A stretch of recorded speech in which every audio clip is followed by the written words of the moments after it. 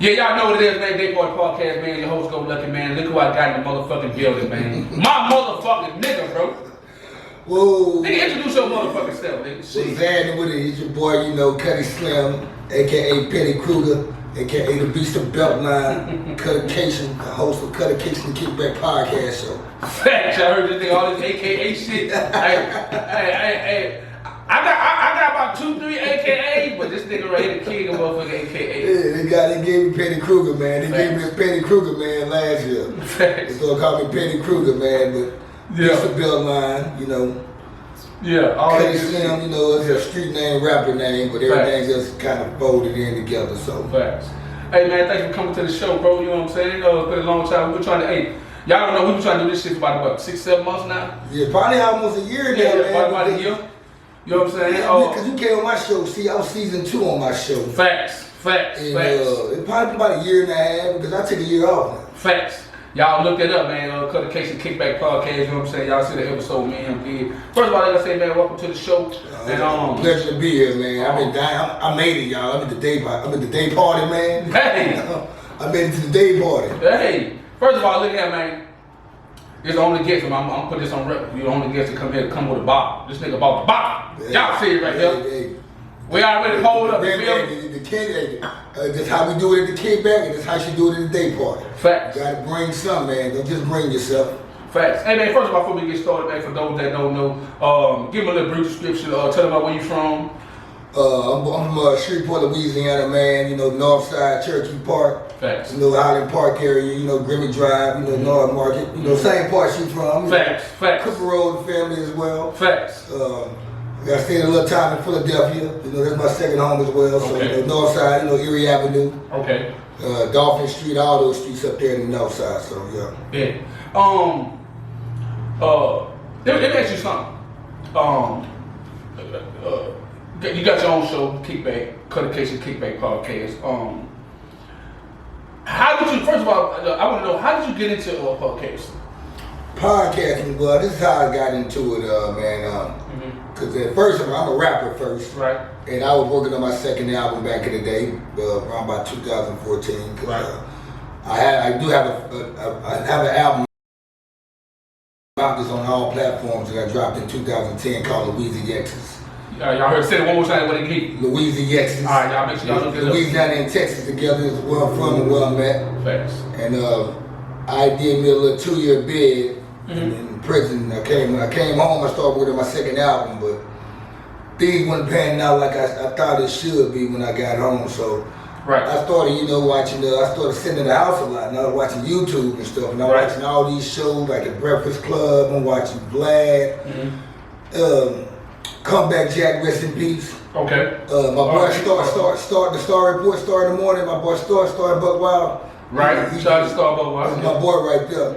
I started watching that shit right there, man, and I said, I think I can do that, man, because I like to interview people and I like to have people on the show and uplift people, and I got a lot of stuff to talk about. So what happened, I ended up at this bar I hang out at Addison on the north side of Dallas called Sherlock's. You know, a bunch of people hang out there. Shout out to Sherlock. Yeah, we said the same time. Shout out to Sherlock. Everybody knew about Sherlock's. They come hang out with Cuddy in Dallas. They want to come to Sherlock's. Facts. So this guy named Ian Gleason. Now Ian Gleason, he was working at a radio station for iHeartRadio called Lex and Terry Show on iHeartRadio. But he also had a second channel off that station for his podcast. Okay. And he was doing a podcast show, and he wanted to interview me and talk about my life and my adversity and my music and me as a family man.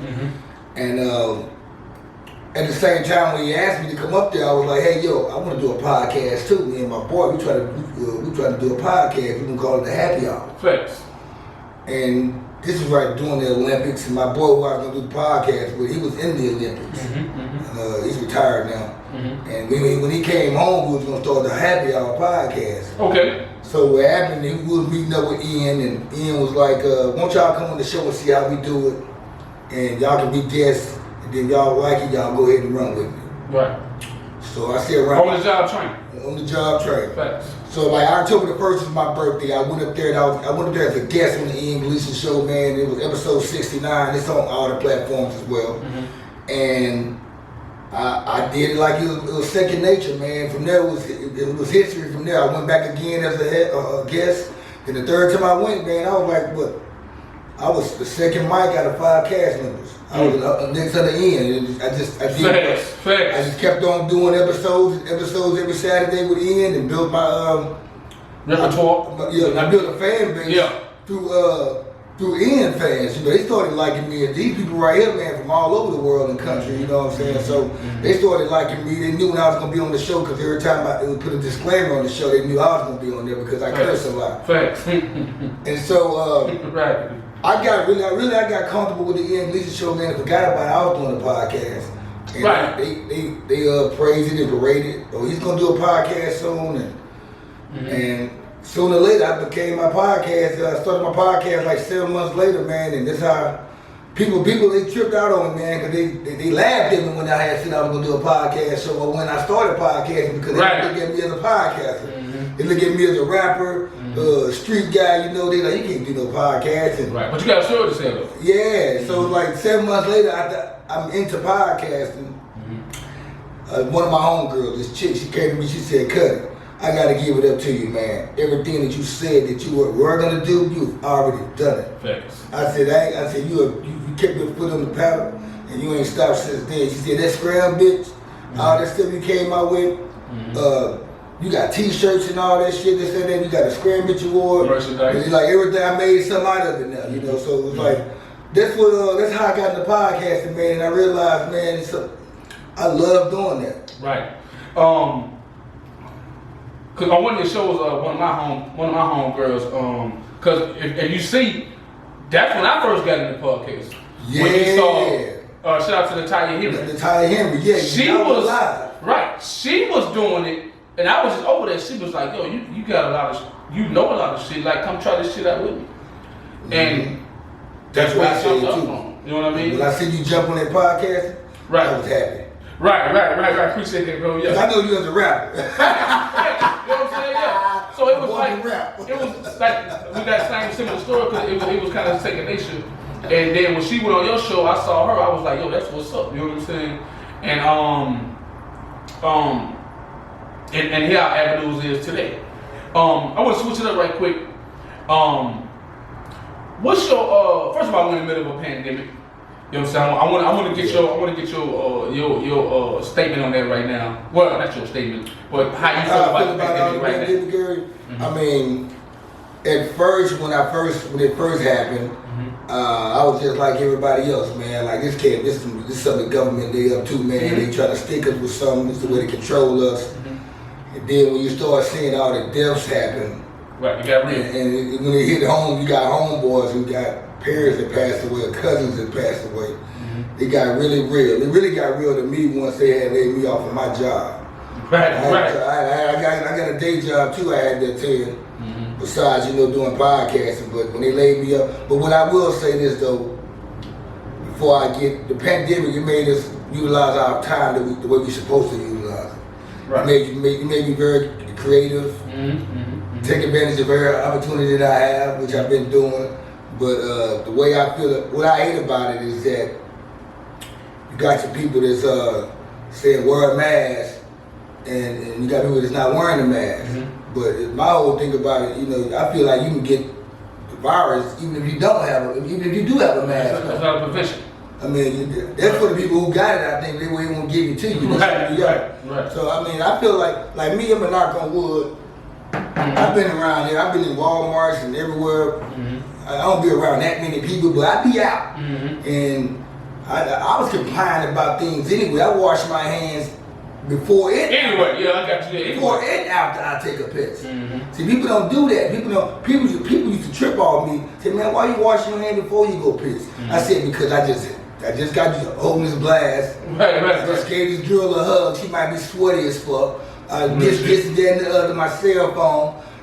Why would I walk to the bathroom with all these germs in my hand and touch my penis? Right. And put some down there. That's why I wash my hands before and I wash my hands after. So I was already complying about just being clean. Yeah, being clean anyway. Being clean, yeah. But it's kind of like, as of right now, I feel like we're at the end of it and it's about to go back to normal. It's probably going to take like a month for everything to wind into normal. But for a while, man, it was sick, man. It was like crazy, you know, seeing everybody, you know, 6 feet away from each other. And you couldn't go to family members' house and they shutting down states and stuff. And also, what I hated, man, they like, once you have it, or once you can't see your family members. Yeah, they're going to put you up. That's the bozo shit. They're going to put your ass up. They're going to put you up. And my take on it is similar. It really showed the power of the media. Yeah, the media and the government. It also showed, like you would just say, I've seen so much creative stuff with people being at home and just, you know, what they doing, TikToks and stuff like that. Some people gain from this. But in a tragic situation, you can't really say a gain when people are dying. You know what I'm saying? You can, but you can't. You know what I'm saying? I get exactly what you said. And you said, I agree with you 100%. People gained off this in all kind of aspects, you know, like for his relationships. If you didn't know how to be around your partner then, you learn how to be around them now. And even, things might have got worse, but y'all learned something, you know, out on the mean side. So, just want to throw that in there, you know what I'm saying? I just want to you gotta bring that up. You did it right. But by you being of us both, you know what I'm saying? With us have voices, and I take stuff like this serious, you know what I'm saying? Because you want to uplift people with your platform, you know what I'm saying? Exactly. You want to give motivation to people, you know what I'm saying? And you do the same thing on your platforms what I do with mine. It's just giving a voice to people. You know what I'm saying? Like right now, we're giving a voice, you know what I'm saying? For the people that don't know you, they know you now, you know what I mean? Exactly, It reciprocates. And I said all that to say this because we have to be positive in our message and how we do it, you know what I mean? And I talk about this guy in all my platforms, and I want to get your spiel on it right now. It's this guy to your up, right over your head. And I asked everybody about this guy, the late great Nipsey Hussle. Rest in peace, Nip. Right, and I got the opportunity to meet the brother, ask him a question, and I tell people his energy was real. That was real. And I want to get your spiel, because we all got different. So I want to get your spiel on the late brother. Neighborhood, like see, I was up on Nip, man, back in what? In 2011, 2010, when Bullets ain't got no name on it, back in them days, I was on Nip real hard, and even when he's an actor, I was watching him as an actor. And his whole demeanor and how his aura was then, he always been genuine like that. He didn't become that person later on in his career. He was, cause people think that his career just started, you know, like 3 Right. No, his career been going since 09, 08, 09. And he had a vision. And stay with it. And everything he said, he ended up doing it. Because you can ask Snoop Dogg that. Snoop Dogg said he sat around Nips. And Nips was like, Snoop Dogg, you ought to have a dog world. Like, instead of how they got... right, dog park. Right, I saw that, yeah. Disney World, you should have a dog world. And then Snoop said, no, man, you should do something like that. And what Nip did, he just ran with it. He created a whole Nipsey world by their whole shopping center in this neighborhood, man. And that pretty much was his world right there, Nipsey world. Right. And like I always praise Nipsey also, man, because it was in his music. Before everybody knew about him. I paid attention to it in his music, how he felt and how he looked at things. Even though he was representing that 6-0, he still put it into a term where, hey man, you gotta be uplifting, you gotta keep your head up, man, and keep pushing, man. It's marriage. It's not a race, it's a marathon. Right. You gotta keep on running. And at the end of the day, Nipsey was a pillar. He was a pillar in his community. Said what he had to say, meant what he said, and did it. That's like even one of his, like you just said, he said it in one of his songs. I'm a visionary. Either I'm genius or you niggas scary. You know what I mean? That's some cold shit. Oh yeah, that was the show. You know what I mean? Is that which one was that song? What song was that was? I think that's on the last one he just dropped. That right there. Rap niggas? No, that's on the. He's on Victory. Yeah, it's on Victory. It's on Victory now, but it's the got it with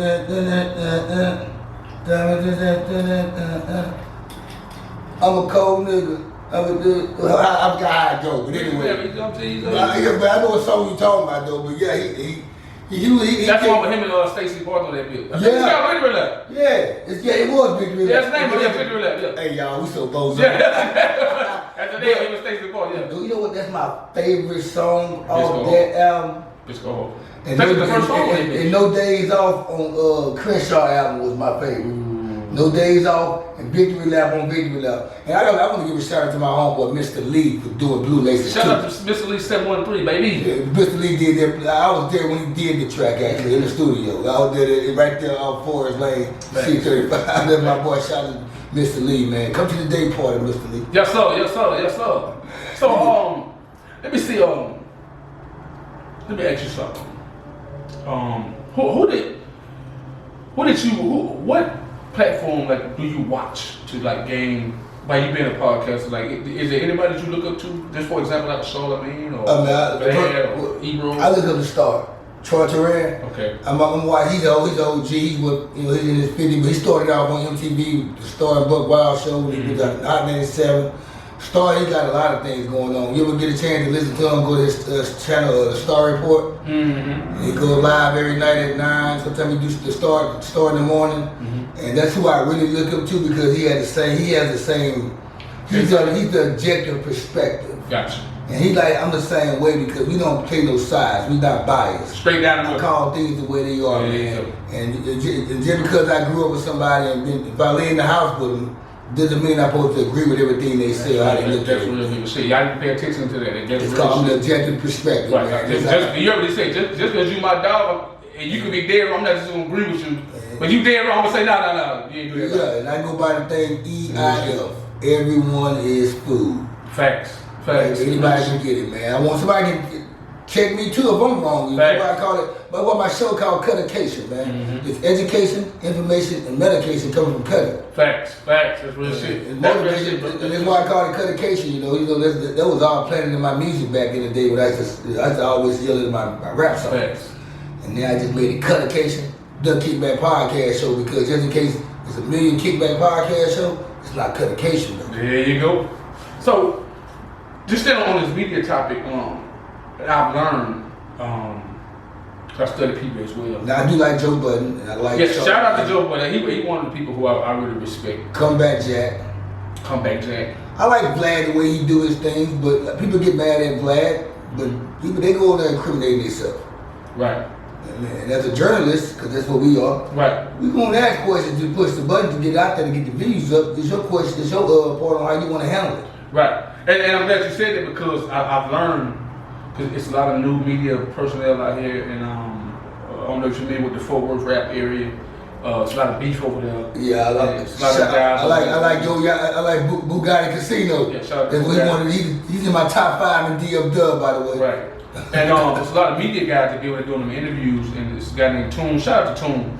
But his name Toon is Toon TV or something like that. But he doing them interviews, but it's real beef over there. You know what I'm saying? Two people already got killed, and he's doing these interviews. I get it, you want the story, but you also be. Is he instigating the situation? That's what I'm saying. Oh. It's too much instigating, and I messaged him on the thing. I was like, yo, bro, as a media bro, I respect it, but you have to take accountability in what you do as well, because you could become the story. He can get caught up in that facts. I told him dude's name Zach TV. Zach TV. And I referred to him now. I said, yo, bro, RIP Zach TV. Y'all look him up. Y'all don't know. And I referred to him. I was like, yo, bro, do your job, but you have to. It's a fine line because you gonna become the enemy if you keep that up. So guess what, though? About a week later, I saw him on there doing peace interviews. So something I said, tricky. You know what I'm saying? That was kind of similar to how Noriega interviewed Lamar Odom. And then the next week he came with the Muslim dude because everybody was trashing him about how he did. Right. And then he was to clean it up to get everybody off his back. It's okay, let's have a positive person. The Muhammad dude was on the show the next week. And he came up like 4 or 5 days later. Right. So that's what he ended up doing. See, whatever you told him, it made sense. But this is my whole thing. I try not to hold no conversation with guys for them to just go off with another rapper that I might end up having on my show. That's what I'm saying. You only be listening to Flip the Script podcast. Yeah, right. That's my boy right there. I like Queen's Flip. He interviewed a lot of guys that was hustling back in the 80s and 90s and from Harlem and Brooklyn. Queen's Flip. But one thing I would never do, man, is say something. I don't want the next person, because let's just say this rapper right here beefing with that rapper, and I want to interview that rapper. And that rapper might not want to go on my show because of what that person said. Right. Might want to come on the show. Right. So he gonna hold you accountable for, hey man, you film that shit. So and you ain't got nothing to do with it. Nothing to do with it. Right. This shit crazy, man. So it's definitely a fine line, like I say, with this media game. And media is powerful, as we see what's going on right now. Media is powerful because some people, very powerful. Most people don't research nothing. They just gonna go by what you say, and that's law, and they gonna go by it. You know what I'm saying? And it's funny you say that, because like when people when people share a site or something on Facebook, the people don't even click on it to read the site. They just go off what the site says and they run with it. They think that's the truth. If they click on it, first of all, they'll see that it'll probably be old news from 5 years ago. Or it's fake news. They click on it. So instead of just reading the situation, they would have just run out. It's crazy how a sign and a caption can make you just believe something. I tell people, people never picked up a book until they put a face in front of it. That's Get it? Facebook. That's real shit. That's real shit. That's real You want for Google, man, a nigga want to know shit. That's real shit. I be watching people, man, you can tell they Googled some information or they was around somebody that said and just told them the situation, how they phrase the shit out to you and stuff. And I'm like, yeah, somebody, I'm glad nothing against you for knowing and learning this shit. But don't act like you been knowing what you talking about this shit, though. You still got a lot of juice in you gotta do. Right, you missing some intel. Yeah, because you gotta, when you lay this shit out there, when somebody come at you, you gotta know what to come back with them on. Just you just lay it out there, though. Fact, you just took somebody else's shit and ran with it. On this hip hop meeting, sticking to the music part. The day party, y'all. Right. Sticking to the music part. Close to this shit. Right. People in Louisiana, like, who's your? I'm gonna put your ass on the spot. Oh yeah, come on, that's do me, man. You know me. Who's your top 5 on Shreveport all the time? Top 5 in Shreveport. Top 5 out Shreveport, Louisiana. Right now, go there. If I go top 5, am I like overall from like the years or just only the ones that's active now? No, period. All right, well, I'm gonna put it like this. I'm gonna say my boy. No particular order. Okay, all right. I'm gonna say Big Sack, my nigga, Big Sack. Hey, shout out to Big Sack. The dude from NAC. KP. Okay. I like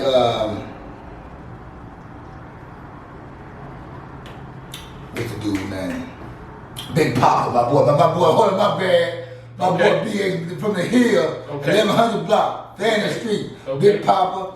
I like Ant Banks. Okay, big. And shoot. So okay, well, just a quick recap. I mean, well, okay now. Sack, KP, Big Papa, Ant Banks. And and what's the guy named the Jewel album? He was good. But y'all don't think number. Oh no, you talking about B. Will? And Hurricane Chris. Them 5. Okay. I mean, I gotta put Hurricane Chris out there because you can't say that 5150 Ratchet album wasn't jamming. That shit was a monster. Right. I like Big Sack. And of course you up in that bitch too though, man. Right. I don't want to be too biased on the fucking Right. Go Lucky went hard too on that rap. Right. I had a short little rap career, you know what I'm saying? It's kind of it's funny though, cause even though you was like I was watching all your rap shit for a while on Facebook, and all of a sudden you just like you turned the switch off and went straight to podcast, just like that. But the point I'm making is that this shit right here, this what both of us. Fact. This is what we supposed to be doing. That's what we're supposed to be doing. At the age we are, I mean, That's what we're supposed to be doing. I don't want to be trying to become a famous rapper in my 40s. Right. So I mean, I can stay doing what I'm doing now, the age I am, and still do it forever, opposed to being a rapper. So, but that's, I mean, like I said, I was watching your music a lot, and like I haven't heard everybody in Shreveport. But the ones I do hear. And like people send me music, man. Like Big Sack, he send me songs that nobody heard yet. I got like 5 songs in my mailbox that nobody ain't heard yet, but me and Lil D. Shout out to Lil D. Shout out to Lil D. We were together yesterday. Right. Yeah, slick ass nigga. Matter of fact, we passed by here. For real? Me and him a hug, me and him a Chad hug. Chad slick ass. Yeah, that nigga go to Shreveport. That nigga, we passed by here yesterday to go pick up Lil D. Okay. And when we headed back out, Lil D had to go cut them a nice thing, you know, nice little. But Chad had ended up going to Shreveport last night. He wanted me to ride with him. I said, man, I gotta go do the day party podcast. Thanks. I said, I gotta do that right there. I said, I get him up to be on the show here and shit. Right. I be damn about I missed this time. Real shit. Yeah, I was glad I'm here. Let me ask you this. From Louisiana to Texas, right? What is the... Why can't Dallas rappers really come together? From your perspective? As far as like the Yellow Bees, that's what I really want to see. Why I know. Cause together them niggas can really just. Yeah, together Dallas can be real powerful. And what I can tell you about that, the reason why they can't come together because this side shit, South Dallas, North Dallas, Oak Cliff, wherever you from, thing is in the way. Now, keep in mind, I was deep in the Dallas rap scene from 04 to 2000. I'm gonna say 12. Mm-hmm. And me being an out of towner coming here from Philadelphia, and me doing open mic nights in Deep Element, Nairobi's, Tomcats, Palm Beach, where we was doing open mics at, there was tension then. Like, cause you know, I had an outgoing, arrogant personality as a young guy as a rapper because I'm a fool with it, and I knew. Without in my mind, the rappers that I was watching, they were from Texas. They was sloppy with it with me. Right. In my crew, we was a bunch of guys that got bars that we could spit, and we can make it. We know how to move with the crowd as well, but sometimes that can be the artist itself making that shit happen. But the city itself, man, will bag up all this artists, man, if everybody just be on the right. Right. Like Mo 3, Yellow Beezy, Trap Boy Freddy. Right. And over to Fort Worth, you got Bugatti Casino, and you got the other guys. Go Yayo, they beef, they still beefing, but you got them guys, and what's his name, Little C Casino, CJ, yeah. And I think he moved though. I think he just moved. Okay. If I'm not mistaken. And then you got like guys like Seven the Great. Yeah, shout out to Seven the Great. He's another great. You got my boy Picasso from PPT. Them dudes right there. You got Strange Fruit Project. You got like S1 does all Jay-Z's and Kanye them albums and stuff. Now he's a producer from Strange Fruit Project. There's so many rappers that I know around Dallas, man, the DFW area that I grew up rapping with. Goodness gracious, that's a rapper. I can go on and on, man. But these rappers that are out there now, it'll take us as the listeners, as the audience, to calm that shit down because they doing that shit for us. Really, they going back and forth shit with us. Right, because social media is powerful, and once the fans get involved in it, you know what I'm saying. Everybody gonna pick their side. You know what I'm saying. They gonna share that. They gonna keep the bullshit up. Like they jumped that dude. They jumped his manager 2 months ago. Right. So, because at the end of the day, when the bullets start flying, that's when they get real. You know what I'm saying. Then everybody say, "Oh man, you shouldn't have." No, y'all egg that shit on. You know what I'm saying. That's why when I see shit like that, I don't egg that shit on. I don't share that shit. I don't do none of that shit. You know what I'm saying? Yeah, and I did it when I remember when Yellow Beezy got shot. Matter of fact, I'm gonna go back. That week Lee got shot, right? I set up an interview on the podcast, on the Kickback podcast, the next week. Cause we was all down there hanging out at they call that district down there downtown. They just built out, whatever it's called.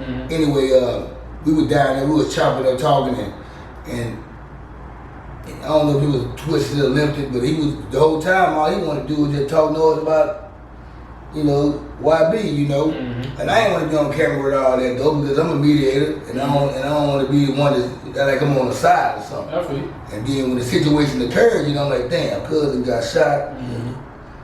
And then he would have been on my show the next week, and that ain't happening. And everything, you know, boom, he died. Facts. And then Yellow Beezy gets shot. And so when I made the video about Yellow Beezy getting shot, he got a bunch of views. And the whole thing about I was saying on that video, man, that Dallas need to come together and keep the ball rolling. I saw that video too. I saw that. Keep the ball rolling. It was funny because people was calling me, asking me what's something wrong with my YouTube channel. Because it was getting so many views real quick. I'm like, I just did good content, man. And it was a big situation going on that at that time, it had to be addressed real quick. And I just felt like, and I said, come together, man. If you come together, you can do what Atlanta and Houston never did. Cause there's so much talent out here, man. And it ain't just with rappers. I know other artists.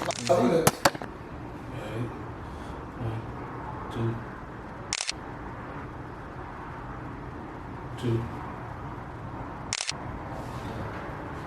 It just Two.